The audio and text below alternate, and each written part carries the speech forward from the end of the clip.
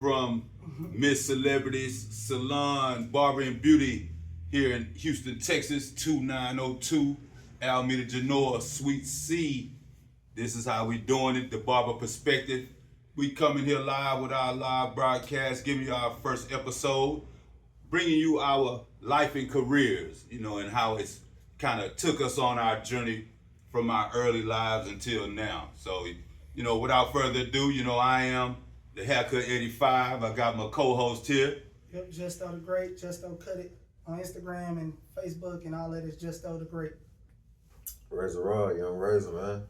Already. So, we here with three different generations of that podcast perspective. So what we doing today is, like I say, talking about our lives. We're going to pretty much go through each individual and give our breakdowns on what kind of has been certain impact things in our life and who's inspired us, and kind of just give you a background of who we are. So, we're going to start off with our young and razor rod, the airbrush god, you feel me? Hey, but it's no slight to his game, he's real sharp with these clippers. Look out for him. I think you can find him on the cut. But hey, here he is. He's going to tell you about his life and how it's been going for him. You know what it is. So hey, hey, one question I always do like to ask people though is, what was the first clipper you used to do a haircut? A wild senior. Wow, see that's wow. That was my first brand. Facts. That was my first brand. See, a lot of people when you get in that game, you don't even really hear about that wall. You know what I'm saying? That wall and that Andes, man. I just can't say enough about them two clippers. But hey, no slight to the new ones, the Babblers, the Style crafts. I mean, hey, they coming with that lighter action, and then we getting more precision, that cordless activity. So hey, you can't knock it. So I think we all started with the wall seniors. If you was raised under a certain so we gonna talk about it, but I'm gonna let Wall. It shocked me that he said Walls was his first. With being said he started. So what you saying your career started 2 years ago? Were you cutting before you had your license? Nope. I ain't. So I ain't gonna lie to this man, 2 years, and he got skilled, man. So hey, were you artistic as a youngster? Yeah, you can say that. So that's always for you youngsters out there. If you got any drawing skills, or your parents, if you find your kids doodling, buy a pair of clippers from Walmart, man, and put them in their hands and buy them a mannequin and see what they come up with. You know what I'm saying? They might ball something, they might not. Hey, it's gonna go down. Believe me, if they artistic, something gonna happen. Believe that. Yeah, it's like, I don't know, when I pick up the clipper, I be thinking of it like a big old paintbrush. So when I hold it a certain type of way, like it ain't the same. It's like with the pinky up, you know what I'm saying? Yeah. It's finessing. The person who's finessing is gonna get the best results. It's because what it's saying is you care. Mm-hmm. It's gonna show up in what comes at the end. By you getting in the game, who did you have did you get inspired by somebody, or did you see something that made you say, hey, I'm gonna jump into that? So what happened was I got in trouble. Got into some trouble, and I was getting into more trouble while in that trouble. That's what's up. And my big cousin, shout out Banker the Barber, he told me about becoming a barber. He talked me into going to barber school. Real talk. He went on the website in the church, signed me up. They called me next day. Man, and I was in there. That's real. Crazy. Shout out to the real ones. You feel me? Right, man. Hey, so you wasn't thinking about being a barber. He saw something and was like, hey, let me get you on this route. I actually told him no, but like that whole time me getting a haircut, he was talking to me about it. Okay, that's what's up. So in pursuing the game, okay, so like I've been pretty much got my license in the 90s, but with you starting right now, I know there's been a big influx of the internet from 2000 coming forward, and it's a new big boom of barbers. The energy is crazy right now. Did some of that have influence on you continuing and saying, hey, I think I can manifest some things? Of course, it definitely made me change my mind. I ain't never think about working for myself. It's crazy. What it was, like a year ago, I had got my tweet card with my clientele. So man, I'm talk about it. Talk about it. Spend my that tweet. Spent my last on that tweet card. So I did not have it. I did not have it. I think I had to borrow some money from my brother. That real talk. Real talk. So that tweet, but see, that's one thing I tell youngsters. I actually, for the last 3 years, was teaching barber instructing at Angleton High School. Shout out to Angleton High School. But they put a $50 million CTE program together. But I tell all the kids, man, you want to put as many certs in that foundation of your life as possible.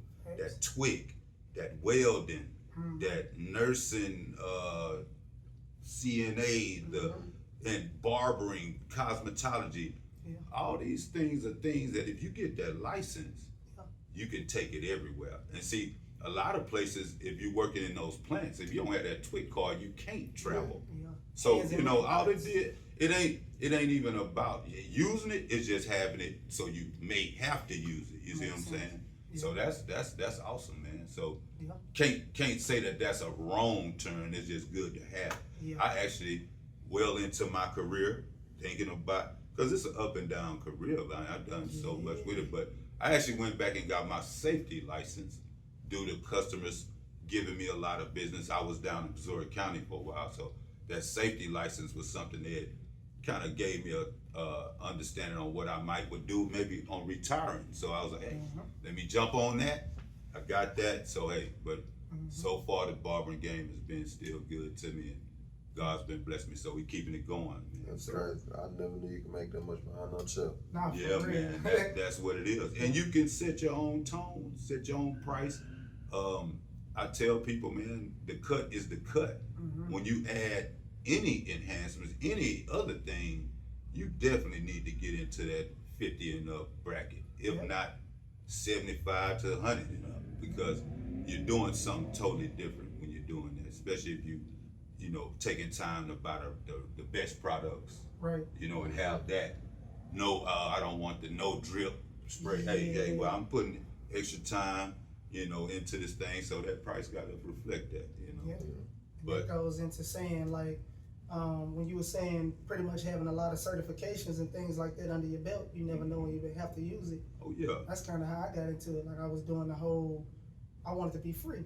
Yeah. You know what I'm saying? Yeah. And barbering, I never thought about barbering either. Yeah, all right. You know what I mean? So that's the same thing. So take that from what you saying, and then backdooring on razor. The biggest thing that I think he tapped in on is what I think would really be impactful for the world is that man say on his own he was making bad decisions, and he turned to this and it actually curbed his mentality, gave him a sense of kingship. You know, so what I'm saying is it's not just in barbering that can do that, it's anytime you pursue something as a goal that's going to be able to move you in the right direction, you need to do it. But connecting it to our careers, in my career, the one big thing in our urban barbershops was always a reflection of that lack of fatherhood and us being able to be that mentor to that youth. Right. Now, that was something he's saying he got directly from a individual that took that initiative and said, hey, but not even thinking that that is going to be something that changed his life and be able to, but hey, knowing that he can say, hey, that was brought to him, and it's lovely how this career can, like you say, it gives you freedom. That freedom is not freedom to do what I want, but it's a freedom to say, I'm able to have freedom to grow how I want. Exactly. You know what I'm saying? How I want. So that's what's up, man. Another thing that's really been a blessing, I feel like all barbers can relate to this. Okay. Spend the money, you're gonna make it right back. Man. Bro, that's controversial. Right okay, there. So I hit on that. So it's crazy because like we grew up, right? Dope boy money type. Not even dope boy money. But I mean, it's fast money. Yeah, it's fast money. And that's the mindset of the dope boy is when I can trick it. I can go buy this and do whatever because tomorrow I'm 5 up again. Yeah. So that's that. But tapping on today. It's controversial. It definitely, I would say most barbers do say, boy, when they get in it, that money do start, and not every barber, but the ones that do start filling that paper pocket stack, man, we spinning, man. Yeah. We not saving. Nah, we ain't spending. It's a lot of why you ain't watching. No. We ain't spending. Okay, well that's good. Well, in the past, I mean, when you start making it, because most of us, that come from that low income bracket, man. So you getting it, and it's almost like you doing stuff that you ain't never did, acting like you ain't never had it. That's what I was gonna say. Like, yeah, think about it. When we were growing up, right? You ask people something, they be like, wait till we get paid. With this barber industry, bro, we go places and we spend money, and we make the money we spend times 3 right back in next hour. Now that's not to say in the game like they making some money. Oh, I'm gonna go ahead and do this because I want to spend some money. You gotta think about slow days, man. Like business is up and down, like Ed was saying in the beginning. It's not gonna always be peaches and cream like nothing else. Gotta know how to weather that thing. Gotta know how to weather it, but you gotta manage your money right. Like you can't just be out here spending it. I'm gonna get it right back. Say you go spend $300, you come back to the shop thinking, oh, I got 4 more people coming. What if they cancel? Yeah, hey, that is. Now you got your cancellation fees you tapping on, but that's you do what you need to do in order to cover that. But like you say, you definitely need to understand you make money to try to make that money, make some money. But you don't.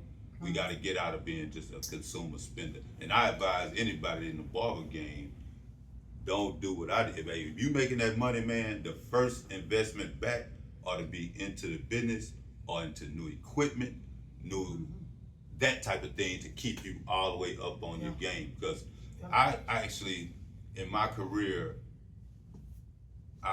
being good at what I did, I actually found times where I slighted on going and buying new things, equipment, because I just stuck to what I was doing, not realizing that, hey, you know what? Later on in my career, you tap into that new equipment, like, man, it's the same thing. Not the same thing. I've been cheating myself. I didn't hit that thing. Or you sticking to what you're doing and not keeping up with it. That's crazy, because when I break a pair of clippers, I ain't gonna go replace the blade. I'm gonna go replace the whole clipper. And I'm replacing the blade. Like, don't do that. But I be like, bro. I replace blades, flow first, and it depends on what it is, But so back to the, like I say, we still on our, history of what we're going on. Yeah. Who was your first client? Razor. Who was your first client? Razor Rob. Not client like professionally, like the first person you said, okay, they let you cut their hair. Barber school. It was an old man in barber school. Okay. My first time cutting hair. And what did he get? What did he get? A bald fade. Bald fade. Okay, so that's. So did the instructor walk you through it, or you kind of? I was walked through it. Okay, yeah. And I'll say this, like a flashback. Like I still have flashbacks, like. Them telling me what to do on the head. I didn't really understand it. I was just doing it just to do it now. But now I really understand. You grasp it. It'll still come out good now. Because you're a natural artist. So that's the key. Like, if you could get, me being an instructor as well, man, if you could get the student to just agree to follow you, we know you're scared to go at it, or we know the client afraid to let the person do it, but you're not going to, as long as you're saying I'm going to follow, we got to learn to get back to following authority and instructions and not be fearful that everything that's coming through to us in authority is wrong and we need to combat it. Got to be coachable. I mean, you got to be coachable. And then when you come into a classroom setting and somebody saying, hey, I'm going to walk you through it, how you not comfortable with that? Step by step.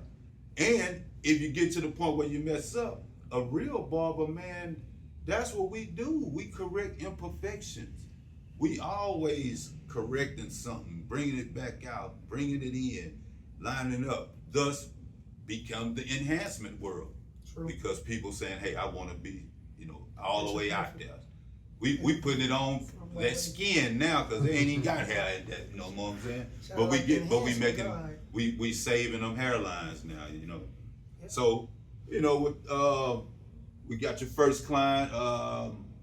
As far as like you say, you didn't have really a vision in getting in the game, but since you got in the game and now that you see there's things you can do with it, what's your future goals that you think you kind of want to do with it, or what's your legacy you kind of want to leave to the game? I don't know. Or future goals you think you have in mind? I'm still young in the game, so like I'm still like figuring it out. Yeah. I don't really know everything yet. Like I don't want to be that person that want to just open up a barbershop. I feel like every barber did that. Yes, real. Or that be their goal. Yeah, like what? Vic Glenn just opened up a barber in the prison. Like that's live. That's different though. But That's something like that. Shout out Big Blends. Shout out to Big Blends though. You know, so hey, all I can say is keep your head up, keep your head and, you know, stay behind that chair. That's the thing that's gonna keep it consistent, because through my career, man, most people have not moved around as much as I have, but I strategically actually placed myself in areas where I knew my clientele still could reach me. But in that, most people would say don't do that, but the only way I survived it is with them appointments and always being there and never, you know, that they was always first. So, you know, as long as you do that, man, you can create any dream or goal you're gonna want to do, you know, so just keep doing what you're doing, bro. And stretch the head, man, yeah. That's what I'm talking about. So what, you know what I'm saying? Justo, you know what I'm saying? What about you, my man? What got you in the game? And COVID. Okay. Yeah, I can be honest. So with you. before barbering, you never cut before? I mean, I was before. cutting. I just know how to do all evens, you know, regular. You know what I'm saying? So how old were you when you did your first? I say maybe like I want to say maybe 19 or so, because I come from a lineage of. But what year, like around what year? Like 2020, yeah. Okay. Well, before that, I kind of did a little bit of edging my own self up, messing up. Yeah. But really, just cutting somebody hair off was about 2020. Okay. Yeah. So that just kind And of. so COVID came in. Yeah.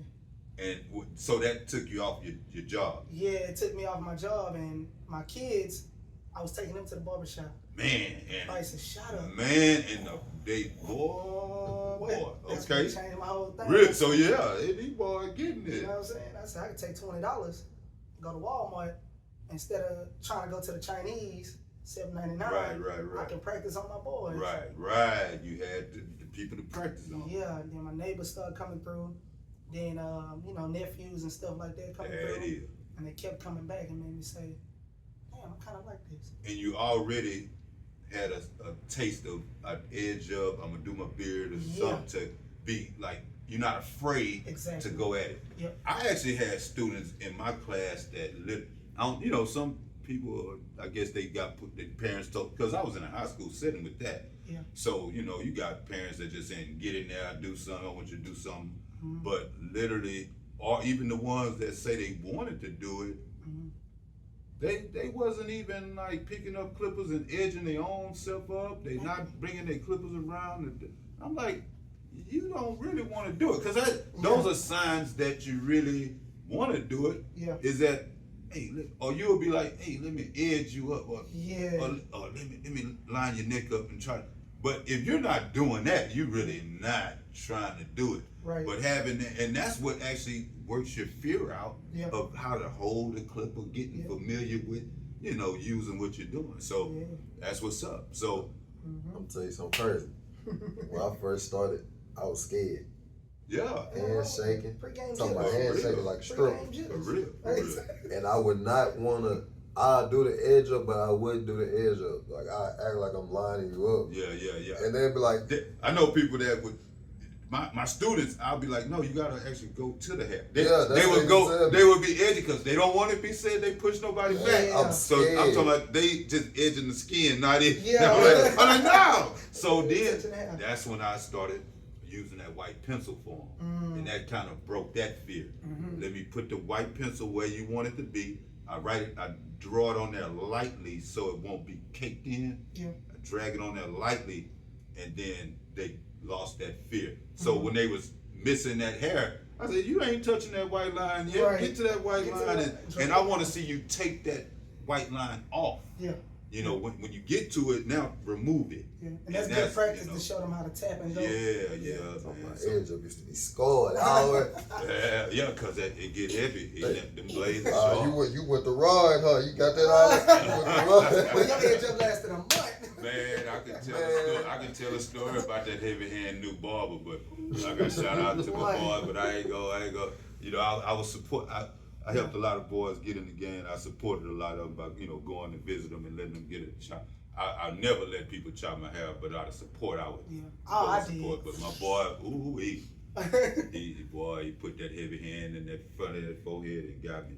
And I've done it myself with people, man. Okay, you're semi-permanent. Sorry for ever pressing down on it. them hot clippers every now and then. Nah, for real, we don't mean it. We don't mean it. We don't mean it. You gotta trust the process. We better know. For real. Man, so let me see what we got. Just though we got to get a little deeper. So you got the COVID. It's got you going. Mm-hmm. Where was your? Okay, so what barber school did you go to? I went to Trend Barber College on the southwest side of Houston. Okay, Trend. Shout out to Trend. Shout out to Trend. What about you? We didn't ask you. Texas Barber College. Texas Barber College. Oh, okay, shout out. These are legendary spots in the city, so if you got access to them, if they still there, I'm not sure, but if you got access to them, check them out. Mm-hmm. Shout out to Franklin. Shout out to my school, Acres Home Barber School. You already know what it is over there. Definitely. But so Trend, you got that going, and then in doing barber school, did you gain clientele or did you gain access to where you were gonna go to work at? To be honest with you, in barber school, I learned once I left that you really not gonna get a lot of clients from barber school. You might get one or two that's gonna follow you, but some of them been going there 13, 14 years. They are the clients of the school. They are the clients of the school. Yeah, but you get a lot of repetition. So if you don't know how to cut, don't be afraid to get out there and cut. If you're gonna mess up, that's fine, right? Just keep on cutting. Repetition brings you getting better. And so